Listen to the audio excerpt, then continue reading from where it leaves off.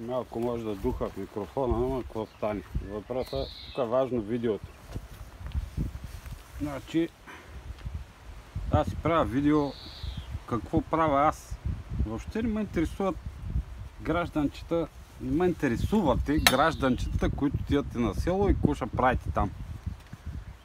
Мотиката. Старите хора, хитри, няма ли много пари, няма ли много точила. И за да не се отнема от мотиката да правиш нова после от метала, да е като точиш, клепане се казва. Бой с предната част на чука.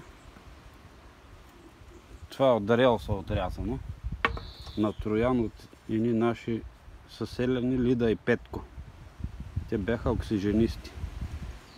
Даже присъствах, кога го отрязаха това. Бях малък. Така. Чука трябва да е як с... Тук няма милост. Дървените дръжки на чук са за други неща. Тук трябва тръба заварена, яка тръба. И така. И ви препоръчвам, ако някой прави това, този стар метод. Тук намерих и стари антифони, имам и по-нови, ама те ще ми свършат работа сега, понеже съм мръсен целия. И така. Сега като ги сложа, може би да викам малко по-силно, ама помагат. Не е с тая част. То може и с тая, ама мъка.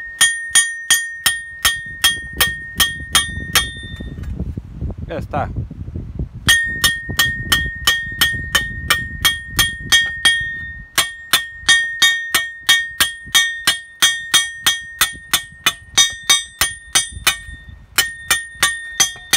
Препоръчително е и очила.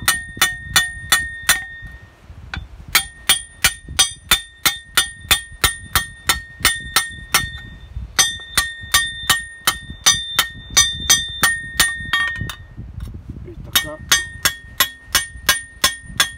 Само се вика клепане.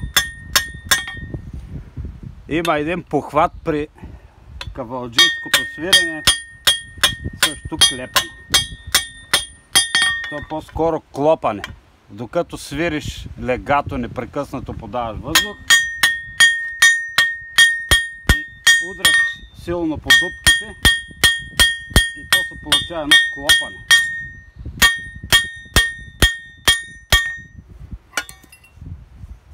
Така.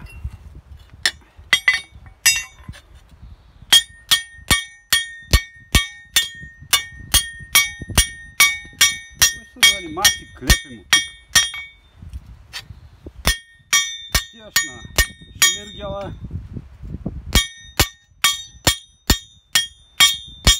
и нямаш проблеми.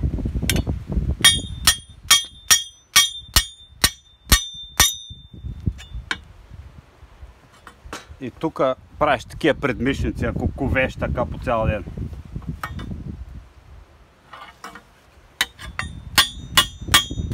Клепиш.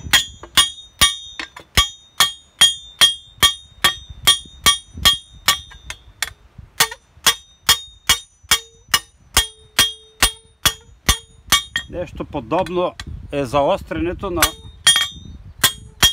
ножовете на остриетата на Шака Зулу.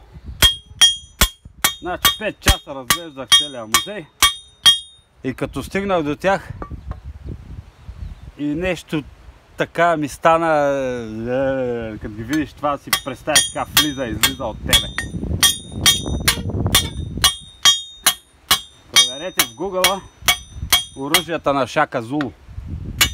Това английските войници много са ги усетили. Все едно си отрязал някой циркуляр такъв ситен. Една част от него и да ръчкаш хората с това. Това е Фреди Крюгер. С тези ногти на нищо не прилича пред тези остриета. От ужасите улица Елм Стрит. И така, това е за сега.